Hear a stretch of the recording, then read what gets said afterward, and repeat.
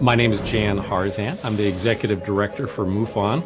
We are a scientific research organization that basically collects sighting reports from the public and then goes and investigates them. Our mission statement as an organization is the scientific study of UFOs for the benefit of humanity, and we have three primary goals.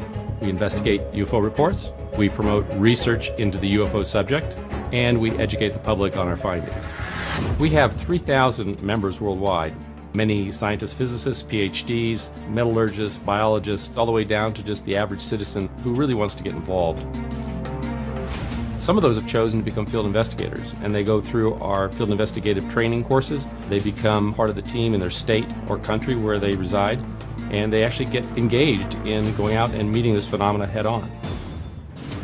We've recently formed a science review board, and that board is made up of scientists from around the United States and around the world to review some of our more significant cases and try to render an opinion on them.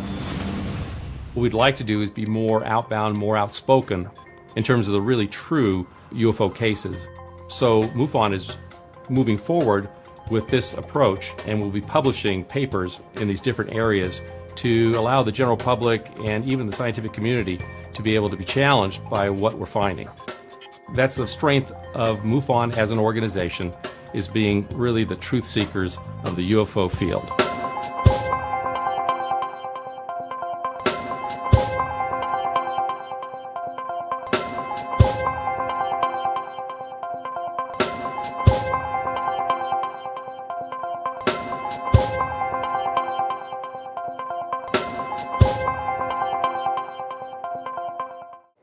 I'm going to do something unprecedented. I'm going to do something unheard of.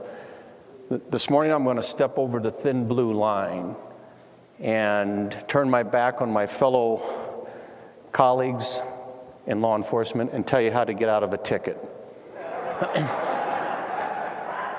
Hey, this is serious biz, all right? And I'm going to use the example of a young lady in the city of Aurora. She woke up one morning and decided that she was going to drive 1 mile an hour for every day or for every year that she'd been on this planet, which was pretty cool. So she's going to get in her bright red Mercedes convertible and do 1 mile an hour for every birthday that she had on this planet. She was 91. The second problem was that she decided to do it in a 55 mile an hour posted speed zone. Sure enough, she gets popped by an officer with a laser. By the way, folks, if you get hit with laser, stick a fork in you, you're done. That is one accurate instrument. It will nail you down to the microsecond. Well, anyway, he pulls her over. He goes up to her and does the, ma'am, I need to see your driver's license, registration, proof of insurance. She goes, oh, officer, she says, I lost my driver's license after my third DUI hit and run accident. Okay. Can I see the registration for this nice new Mercedes? And she goes, well, it's not really my car, I stole it. He goes, what? He goes, yeah, officer, I just wanted one and I stole it. And the owner's in the trunk, I had to kill him in order to get it. Well, by this time, the officer's backing up, drawing his weapon, calling for backup. His supervisor arrives, his sergeant. Says, what's going on? He tells him, says, hey, she doesn't have a driver's license, 3 DUI hit and run accidents, not her car, it's stolen. And she says the owner's in the trunk that she killed. So the sergeant warily approaches the lady and says, ma'am, you don't have a driver's license? She goes, well, yeah, sergeant, here it is right here. Looks at it and looks back at the officer and says, is this your car? She goes, yeah, I've owned it for 2 years. Here's the registration and the insurance. So he's looking at it and looking back at the officer like, what the heck's going on here? He goes, ma'am, do you mind if I take a look in the trunk? And she goes, no, not at all, Sergeant. Can I ask what the problem is? And he goes, well, supposedly you said that you killed the owner and you've got him in the trunk. And she looks at the sergeant and she goes, yeah, and I bet that lying bastard said I was speeding too.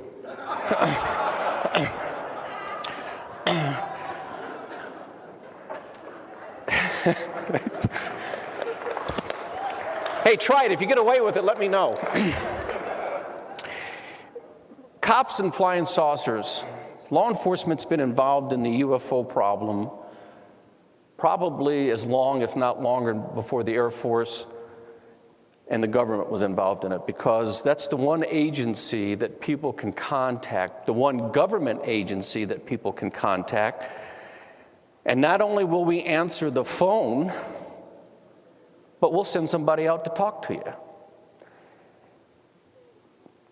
There are several good examples of cops involved with flying saucers, and if you followed this phenomena or this problem, I'm sure you're aware of it. Lonnie Zamora was a police officer down in New Mexico. Excellent case. I think Ted Phillips worked on that case. Val Johnson was another officer up in Warren, Minnesota, I believe it was. His encounter ruined his career. And that brings me to another point. For a law enforcement officer, and myself included, this is not a career-enhancing problem.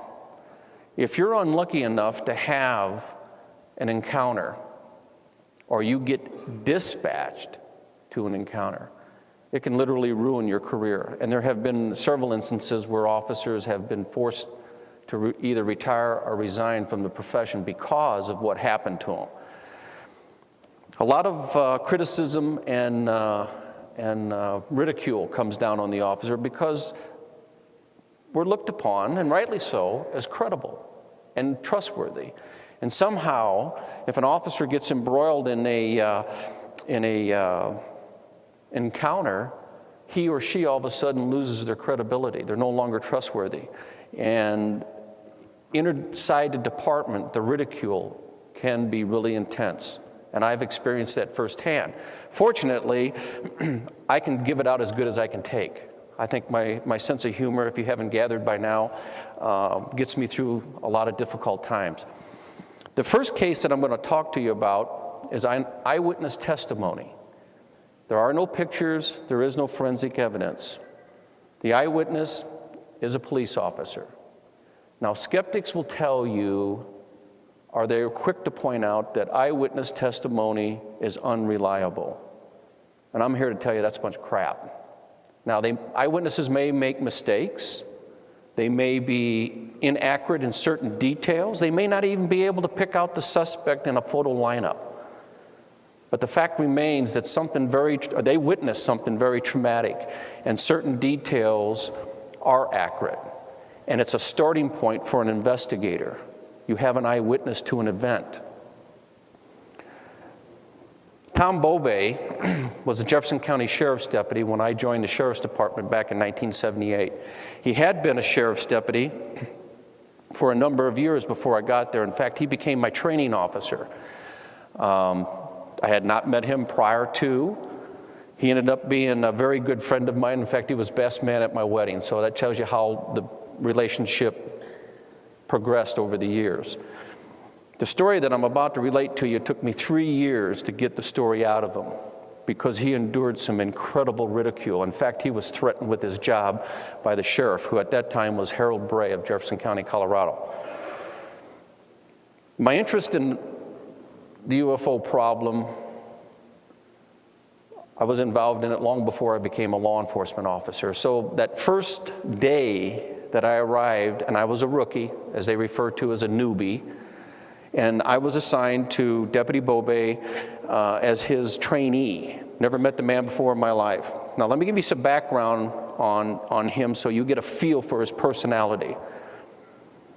Tom was a rodeo. He was a cowboy. He rode the PRC in his off-duty hours. He rode bulls. In fact, that gentleman convinced me that I needed to climb up on a bull. And I did for 1.5 seconds. But he did that on his off time. Now, if you know anything about cowboys and rodeo riders, they're a very conservative lot. Cops in general are very conservative. We're not very liberal-minded, and we hate change. And so Tom was not one to give to fantasy. He was a person that, there were nights when he was training me, he maybe had said 100 words in a 12-hour shift. And keep in mind, I spent more time with him than I did with my wife. We were working 70, maybe 80 hours a week for the Sheriff's Department, 12-hour shifts. So I spent a lot of time with him. It took me 3 years to get this story out of him. First day that I showed up as a trainee, the other deputies were in the squad room. I get introduced to Tom, and right away there were some snide remarks. Hey, Tom, you gonna show them what the aliens look like? And you could just see the red come up on his face. Well, we got in the car, and I'm thinking, you know, I'm gonna ask him. And I did, and he looked over at me and he goes, newbie, don't talk to me, I'll talk to you, and we are not going to discuss this. And we didn't for 3 years. 3 years I worked with this man. He never said a word what happened. Then one morning we were sitting up at Lookout Mountain, excuse me, and we were talking what guys usually talk about, girls, horses, okay, girls. And out of the blue, he looked over at me, and we were parked. I'm sure you've seen cops, they park, we call it heel to toe.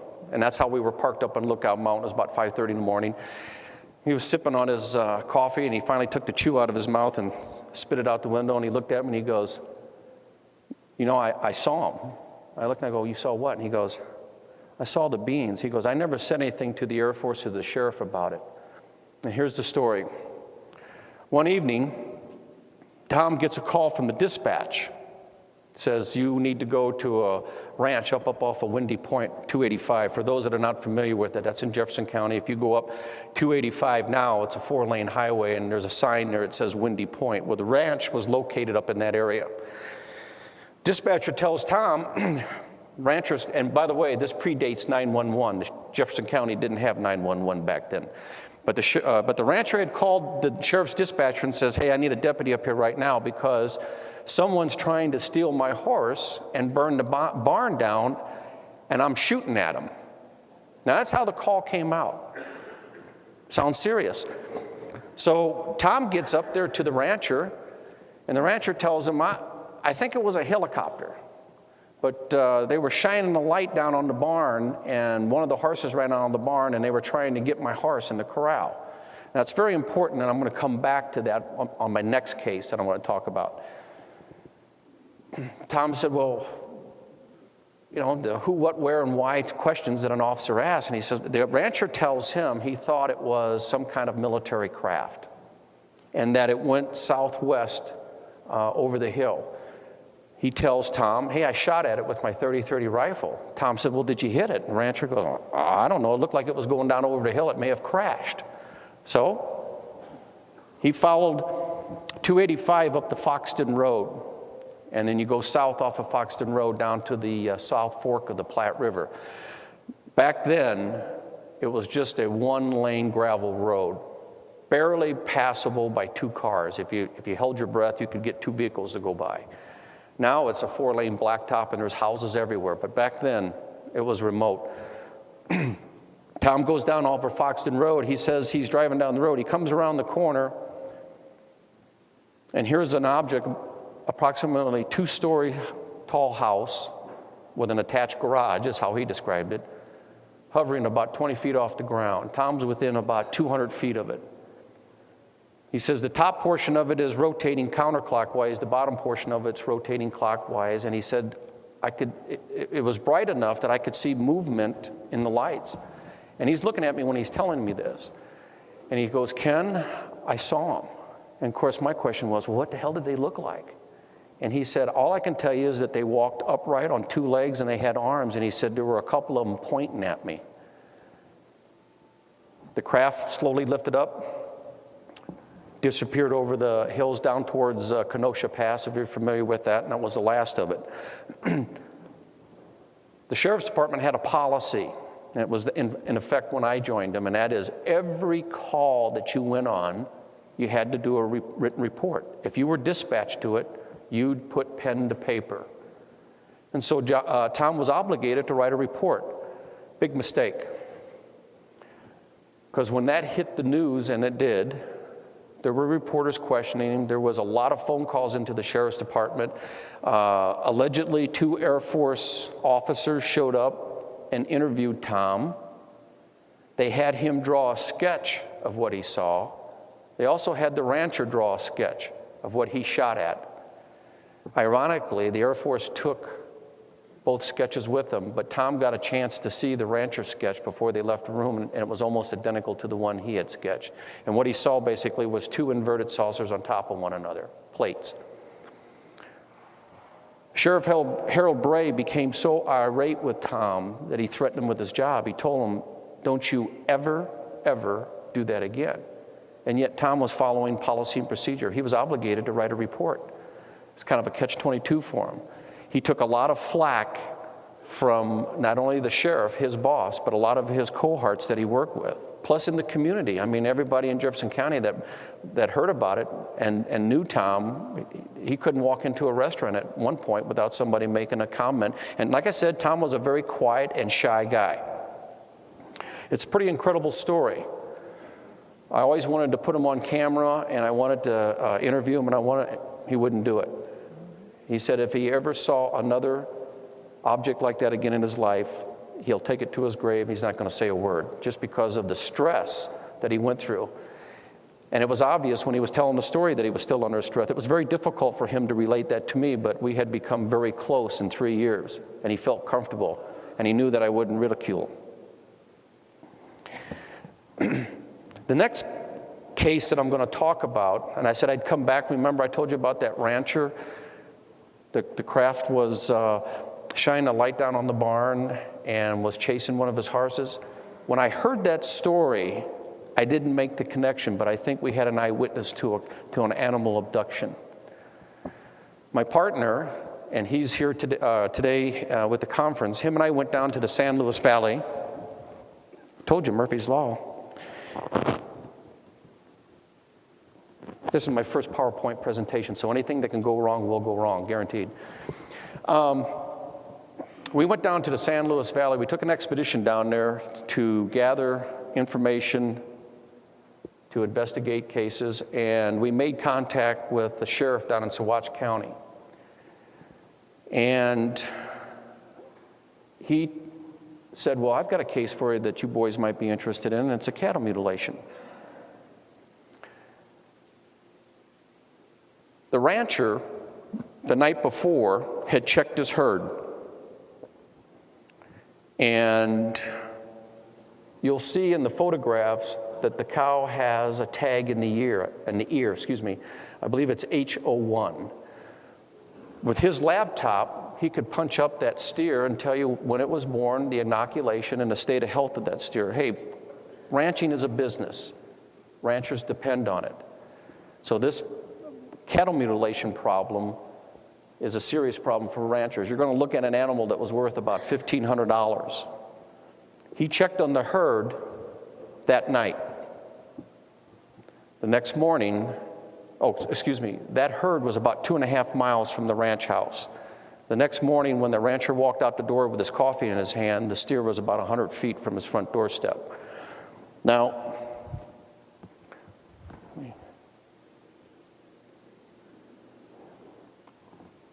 this is not it, okay? And I brought this photograph to demonstrate, like I said, I hope this also helps you understand and is also a learning lecture. Now let's see if I can do this without messing it up. This is a steer that died of natural causes. It was hit by lightning. And what you're looking at, oh sure, see, I told you it wouldn't work. Where's my pointer? Right here. What you're looking at, that is not mutilation. Right there, there, and there. What that is predation. Coyotes and birds have been working on that carcass, and as the skin, I told you, as the skin dries, it shrinks. And so the hole expands. If you look closely, you'll see here's some bones. There's some soft tissue right in here where the coyotes have been going into the stomach, and they have been eating the soft flesh. And they're going to do that first because they can get to it easy, and they will digest it first. Like I say, this is not a cattle mutilation. I show you this one first because the next photograph, you're going to make a stark comparison, and you're going to see what I'm talking about. So, any questions on this, by the way? All right. This is what the rancher saw of his steer when he walked out the next morning. Now, there's a couple of things to point out in this particular case. First of all, there's the H01 that I was talking about. I want you to look closely at the cuts. By the way, can you tell that this is a fresh kill? Yeah, you can eat the meat on this. Okay, there's T-bones on here that are edible. This cow has probably been down for about 5 or 6 hours. Steer, excuse me. There are a couple of things that I need to point out to you. Is number one, if you'll notice, all around here, no blood. Now you're looking at a steer that's approximately anywhere between 600 and 800 pounds. Probably closer to about 700, 750. They contain a lot of liquid. There's none on the ground. By the way, this is how it was found. Let me go to the next case. This next case involves 2 police officers in Anchorage, Alaska. The year is 1965 or 67, 65. They're in a helicopter. The pilot's a police officer for the Anchorage PD. The cameraman is a crime scene technician who is also a police officer. They're up there doing a aerial survey and photograph. They had a serious crime that occurred just east of Anchorage, and so they were doing a photograph overlay. I believe it was a homicide. I'm not sure, but I think that was the specific case and the reason why they were up there. So they were taking an overview of the ground. They were also employed by the Bureau of Land Management to do some aerial surveying. The Bureau of Land Management was going to expand the boundaries of the territory, so they wanted some pictures. So that's the reason why these 2 officers were up in the air. Now, the officer that took the picture and the pilot have died. They're deceased. But I have the negative of the photographs that they took. After the officer after the 2 officers took the photograph, they never said a word. They put the negatives in a safe deposit box, and that's where they remained until the year 2000. And the son of one of the police officers approached me and told me the story and gave me the negative. And the reason why the officers never said anything, by the way, that's not uncommon. I know of 4 incidences right now in my own department, and the officers won't talk about it. Not to me, not to anybody, but I know something happened. I've heard the dispatch tapes when the citizens called in that there's an object hovering over their house. So this officer puts the negative in a safe deposit box, and it remains there until he passes away, and his wife was going to destroy it. She was going to throw it in the fireplace, and the son said, no, don't do it, and ultimately contacted me and gave me the photograph. Now, the first one that you're going to see this is inside the helicopter. I believe this is the Yukon River, just east of Anchorage. And this is the windscreen of the chopper. This object here, I had the negative looked at professionally, and it's estimated that this object right here is 5 miles from the lens camera. All right? Now, we're able to determine that the helicopter is approximately 1,500 feet in the air, and that's because we're able to. All right. Told you, Murphy's Law. The size of the trees was able to make a determination that it's approximate, that the helicopter is approximately 1,500 feet in the air. Now, the story that was relayed to the son from his dad was that if you look closely, you can see that there's some cloud cover.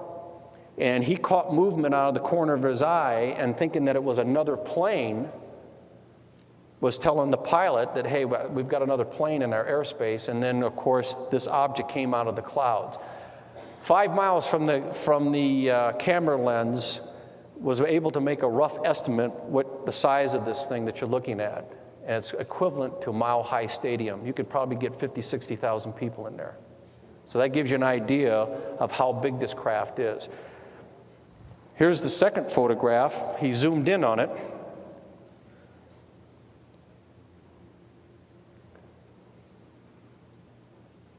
That's the second photograph that he snapped before the object disappeared.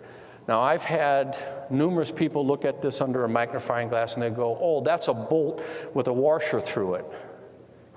Okay, it may look like that to you, but this officer, and that's probably one of the reasons why he put it in the safe deposit box, because he didn't want to go down that road and have to stand tall in front of people ridiculing him for something that he had no control over.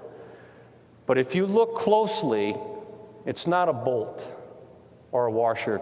There's thickness to it. There's something up on top of it, but you can't really see what it is.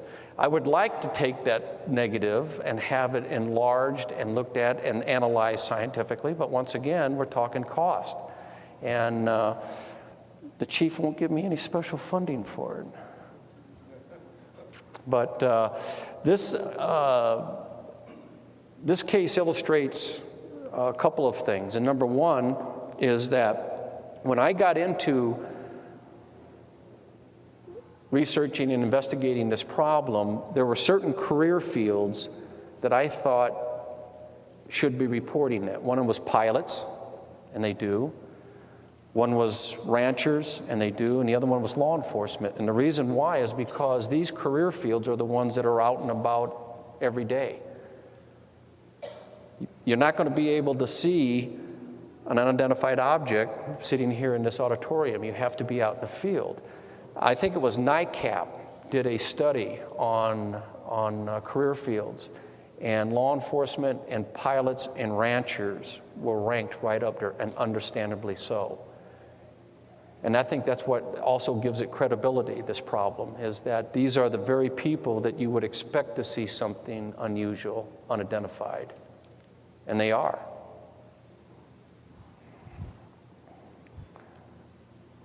There's a close-up of the craft. And like I said, if you look closely at the top, you can see that there's some kind of definition up there. I have no idea what that is, but it has thickness to it. This is where people tell me, they go, well, that's nothing but a washer with a bolt through it. Well, it's not. It may look like it, and I can see where they come up with that analysis. But the initial, like I said, it was determined that the object, whatever it is 5 miles from the camera lens, and probably at about 10,000 feet.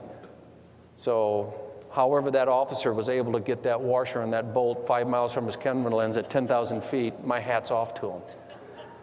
So, and I love this one. I like Fireside. I can't help it, but you know, it may be not too far from the truth. And that's the end of my presentation. I'm willing to entertain any questions, comments, or whatsoever concerning it. So thank you very much, and appreciate it. Thank you.